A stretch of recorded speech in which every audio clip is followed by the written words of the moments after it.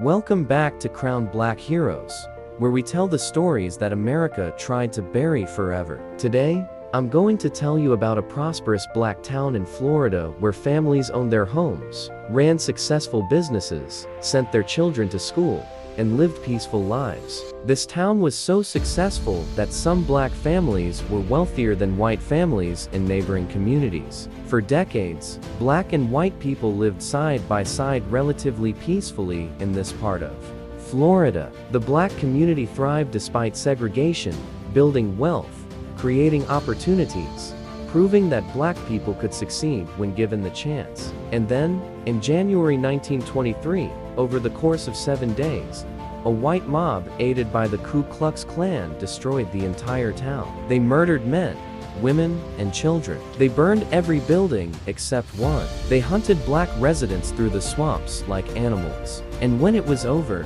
a town that had existed for decades was completely erased. Over 200 people were left homeless, scattered to other parts of Florida, never to return. And for 70 years, almost no one talked about it. Survivors were too traumatized and too afraid to tell their stories. The white residents of the area maintained a code of silence, and the state of Florida pretended it never happened. The town's name was Rosewood, and this is the story of how a lie from a white woman led to one of the worst racial massacres in American history. If you're new here, hit that subscribe button and turn on notifications, because we uncover the truths that history books hide. And if this story makes you angry, it makes you demand justice and remembrance, smash that like button and drop a comment. Now, let me tell you about Rosewood, Florida, and the massacre that America forgot. We begin in the late 1800s in Levy County, Florida. After the Civil War and the end of slavery, formerly enslaved people in Florida, like black people throughout the South, are trying to build lives and freedom. They face enormous obstacles: poverty, discrimination, violence from groups like the Ku Klux Klan. But they persist, and in some areas, they succeed in creating thriving communities. Rosewood is one of these communities. Founded in the 1870s, Rosewood is a small town in rural Florida, a few miles from the Gulf of Mexico. It's named for the red cedar trees that grow in the area. The town is predominantly black, though there are a few white families living nearby. By the early 1900s, Rosewood has about 200 black residents. It's not a large town, but it's prosperous. Black families own their homes and their land. Some are farmers growing crops. Others work in the timber and turpentine industries that are major parts of Florida's economy. The town has 2 churches, a school, a Masonic hall, a general store, and several small businesses. Children attend school regularly. Families go to church. On Sundays, people work hard, support each other, and build wealth. Some families in Rosewood are doing quite well economically, owning multiple properties, saving money, achieving a level of prosperity that is unusual for black people in the Jim Crow South. The town isn't perfect. It's still subject to Florida's segregation laws. Black residents face discrimination and the constant threat of racial violence that exists throughout the South in this era. But relative to many places, Rosewood is a success story. Black people are building lives, creating stability, proving that they can thrive when given the opportunity. About 4 miles from Rosewood is another small town called Sumner. Sumner is predominantly white, home to about 300 people, many of whom work in the timber industry. Relations between Rosewood and Sumner are complicated. There's some economic interaction. Some black residents of Rosewood work for white employers in Sumner. Some white residents shop at the black-owned stores in Rosewood. But there's also tension, the tension that exists throughout the segregated South, where white people have power and black people are always vulnerable. On January 1st, 1923, New Year's Day, something happens in Sumner that will set off a chain of events leading to the destruction of Rosewood. A young white woman named Fannie Taylor, 22 years old and married, claims that a black man entered her home and assaulted her. Fannie's story is that she was home alone that morning when a black man broke in, beat her, and assaulted her. She managed to escape and ran to a neighbor's house for help. Her face is bruised. She's clearly been beaten by someone. Fannie identifies her attacker as a black man, though she says she doesn't know who he is specifically. The white community of Sumner immediately believes Fannie's story without question. This is 1923 in the Jim Crow South. The accusation that a black man assaulted a white woman is the most inflammatory accusation possible. It triggers immediate rage, immediate calls for vengeance. White men from Sumner begin arming themselves. They're not interested in a trial or in evidence. They want blood.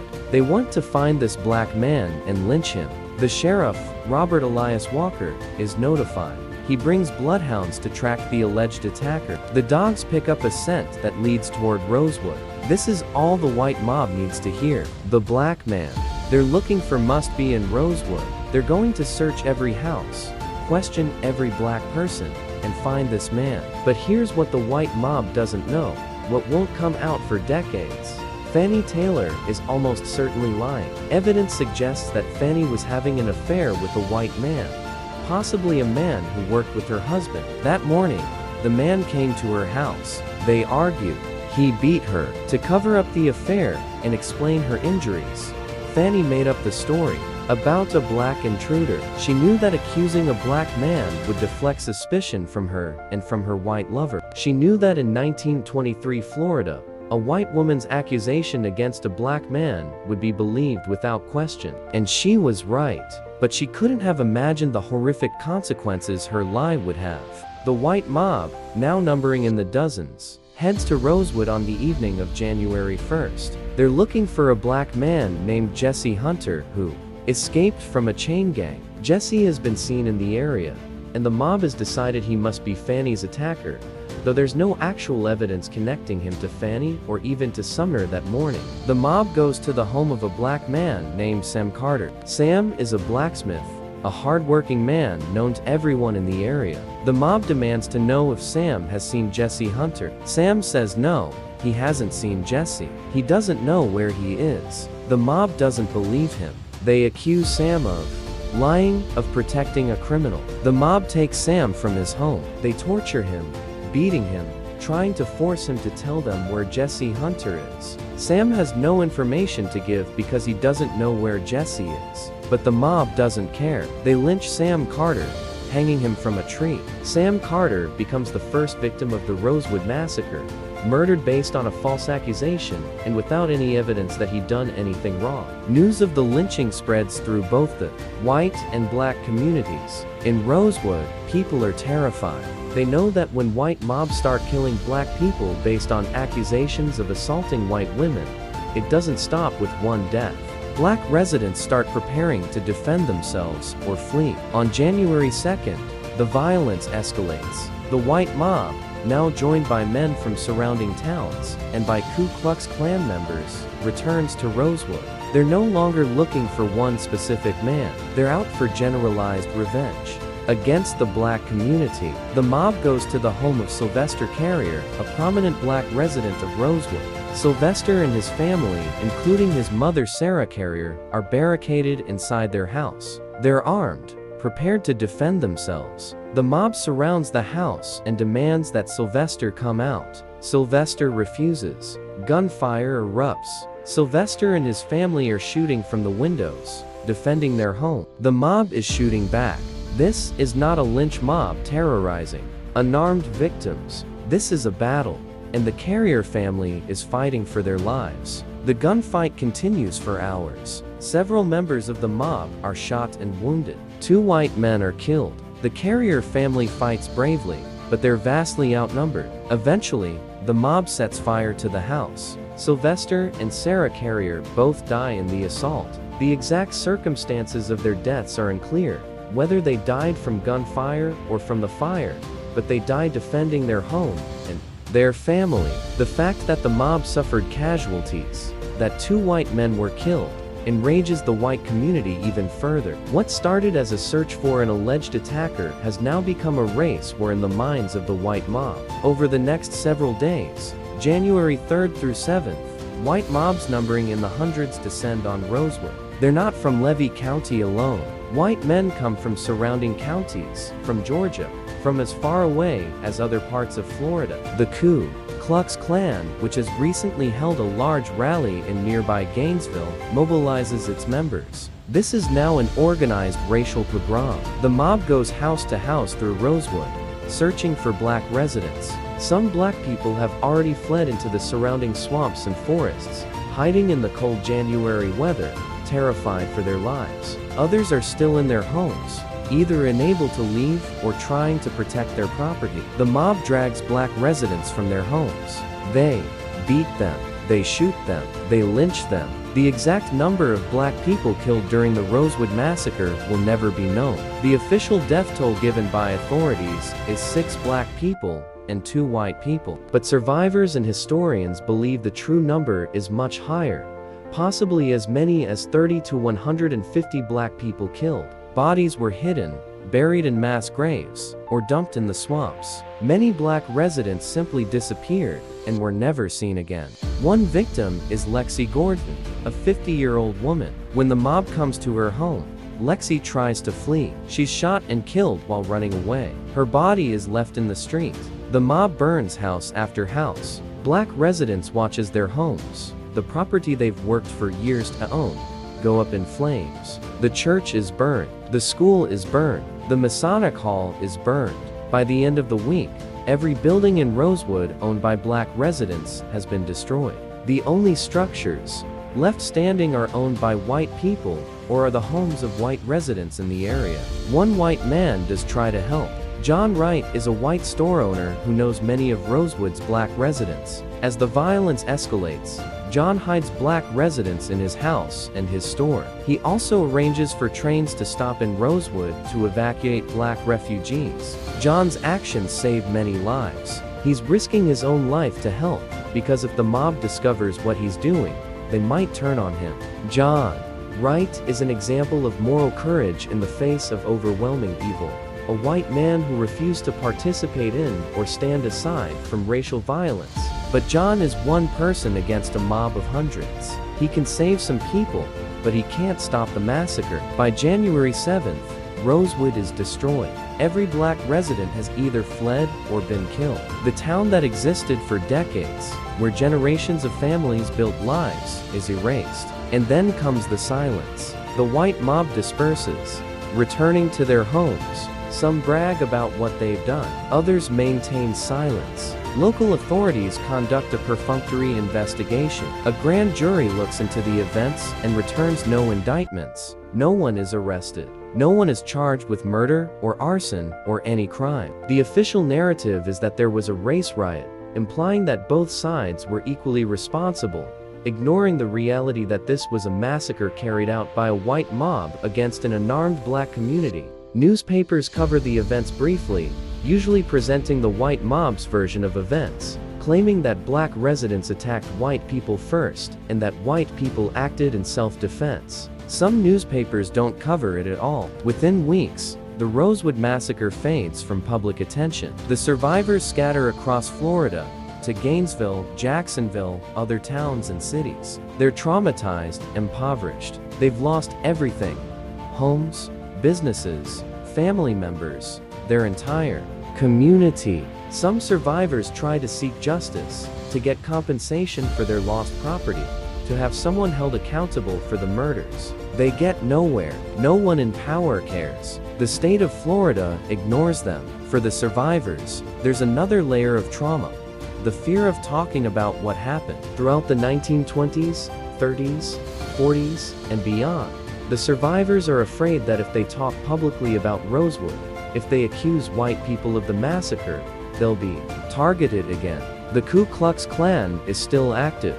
Lynchings still happen. So the survivors stay silent, carrying their trauma privately, telling their stories only to family members, if at all. For 70 years, Rosewood is largely forgotten. The massacre isn't taught in Florida schools. It's not mentioned in history textbooks. The land where Rosewood stood grows over with trees and vegetation. The only signs that a town once existed: there are some foundations and chimneys, remnants of burned buildings. People drive past without knowing that a community of 200 people once lived there, thrived there, and was destroyed there. Then in 1982, a journalist named Gary Moore starts investigating rumors about a race massacre in Levy County. He interviews survivors, now elderly, who are willing to talk for the first time. He researches newspaper archives and court records. He pieces together the story of what happened in Rosewood in January 1923. In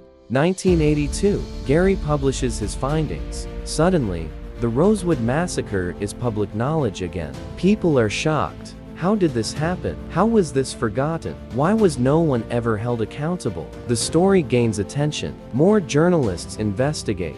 Historians study the events. And survivors, now in their 70s, 80s, and 90s, start telling their stories publicly. They describe hiding in the swamps, watching their homes burn, losing family members, fleeing with nothing. Their testimony is heartbreaking and powerful. In 1993, survivors and their descendants file a lawsuit seeking reparations from the state of Florida. The lawsuit argues that the state failed to protect Rosewood's black residents, that local authorities collaborated with or turned a blind eye to the massacre, and that the survivors deserve compensation for their losses. This is a groundbreaking lawsuit because reparations for historical racial violence are almost never paid in America. The case generates significant media attention. In 1994, after extensive hearings and testimony, the Florida legislature does something unprecedented. They pass a bill providing $2.1 million in compensation to Rosewood survivors and their descendants. Each survivor still living receives $150,000. Descendants receive smaller amounts. The state also establishes a scholarship fund for descendants of Rosewood families.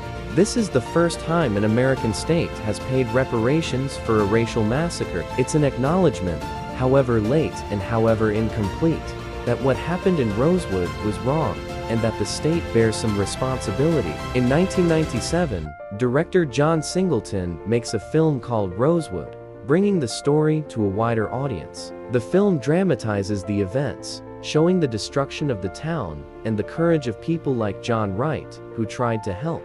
The film takes some creative liberties, but it helps ensure that Rosewood is not forgotten again. Today, there's a historical marker at the site where Rosewood once stood.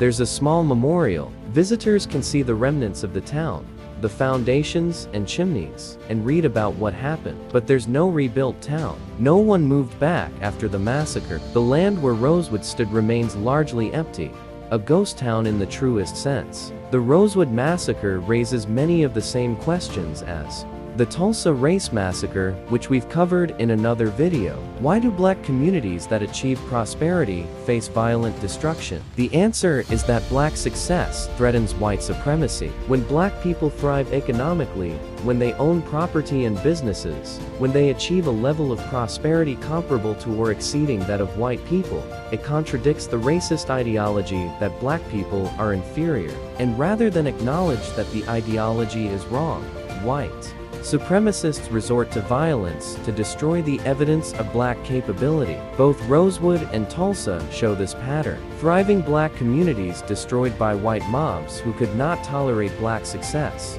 And in both cases, the violence is triggered by a false accusation against a black man. In Tulsa, a black man is accused of assaulting a white woman in an elevator, an accusation that's almost certainly false. In Rosewood, Fannie Taylor accuses a black man of assault to cover up her own affair. A white woman's lie becomes the excuse for mass murder. This reflects the particular danger of false accusations involving white women and black men in Jim Crow America. The stereotype of the black male rapist was central to white supremacist ideology and was used to justify lynching and other racial violence. False accusations exploited the stereotype, and white communities were all too willing to believe them and to act on them with deadly violence. The silence that followed the Rosewood massacre is also significant.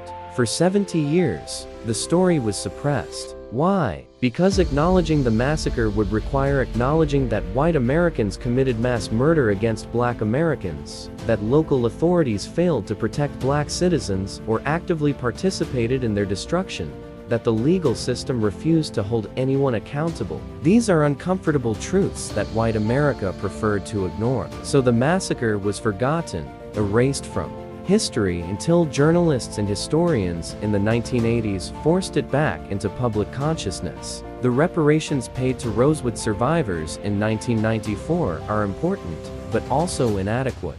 $150,000 for survivors, 71 years after the massacre, when they're elderly and have lived their entire lives with the trauma and economic consequences of losing everything, doesn't come close to making them whole. It doesn't compensate for lost property, lost businesses, lost opportunities, lost family members.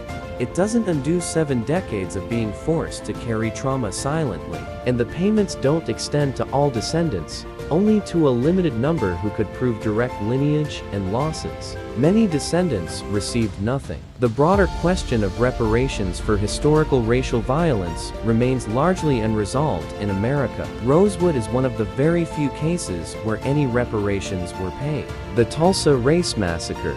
Survivors sued for reparations and lost. Descendants of enslaved people have sought reparations and been denied. The Rosewood payments are an exception, not a rule, and even they came after 7 decades of denial, and only after survivors fought for recognition. What does it say about America that we can commit atrocities like the Rosewood Massacre, hide them for 70 years, and then offer minimal compensation to the few survivors still living? What does it say that we build memorials and markers, but don't prosecute perpetrators or hold institutions accountable? These are the questions that the Rosewood story forces us to confront. Before I close, I want you to imagine something. Imagine you're a child living in Rosewood in January 1923. You're in school, learning, playing with friends, looking forward to going home to your family. And then, over the course of a few days, your entire world is destroyed. Your home is burned. Your neighbors are murdered. Your family flees with nothing, hiding in swamps, terrified. You never go back to your town. You never see your friends again. You grow up in poverty, in a different town, carrying trauma you can't talk about because talking about it might get you killed. And for 70 years, almost no one outside your family knows or cares about what happened to you. That's what the survivors of Rosewood lived through. And that's why this story matters. It's not ancient history. Some survivors lived into the 2000s. Their children and grandchildren are alive today. The trauma, the lost wealth, the destroyed community. These have effects that ripple through generations. When we forget these stories, when we hide them or minimize them, we're not just being unfair to the victims. We're making it easier for similar atrocities to happen again. If there's no accountability, no recognition, no reckoning with historical violence, then the message is that these crimes are acceptable, that black lives don't matter, that white violence against black communities will be tolerated and forgotten. Remembering Rosewood is an act of resistance against that erasure. It's insisting that these lives mattered, that this community mattered, that the violence done to them was wrong and deserves to be acknowledged and condemned. If this story moved you, if it made you angry, if it made you want to ensure that Rosewood is never forgotten again, then I need you to act right now. Hit that like button. Subscribe to Crowned Black Heroes and turn on notifications. Drop a comment telling me if you knew about the Rosewood Massacre before watching this video. Share this video everywhere. Make sure people know this story. Make sure when we talk about racial violence in American history, we include Rosewood alongside Tulsa and the many other massacres that destroyed black communities. Thank you for watching. Thank you for bearing witness to this painful history. Thank you for honoring the memory of the people of Rosewood who built a community, who fought for their lives, who survived and carried their stories forward so that we could know the truth. Rosewood was a real place. Its people were real. Their prosperity was real. And the violence that destroyed them was real. We owe it to them to remember, to tell the truth, to demand accountability, and to work toward a world where black communities can thrive without fear of destruction. Share this story, honor their memory, and join me next time for another story that history tried to hide. Until then, stay committed to truth and justice. Peace.